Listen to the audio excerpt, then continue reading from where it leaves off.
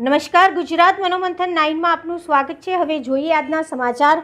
થરાદ તાલુકાના કરબુણ ગામે ત્રિવેદી પરિવાર કરબુણ તેમજ ત્રિવેદી પરિવાર વાતમ દ્વારા 2 દિવસીય પ્રાણ પ્રતિષ્ઠા મહોત્સવ યોજાયો।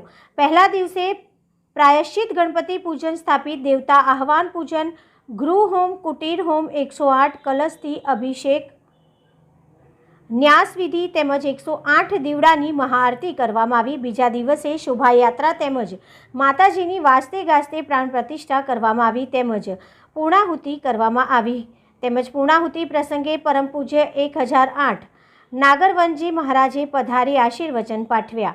આ યજ્ઞમાં આચાર્ય શાસ્ત્રી કમલેશભાઈ કરબુણવાળા રામાયણ ભાગવત શિવ કથાકાર દ્વારા વિધિ વિધાન કરવામાં આવ્યું હતું તેમજ શાસ્ત્રી દિનેશભાઈ ડી દ્વારા સુંદર મંત્રોચ્ચાર કરવામાં આવ્યા હતા।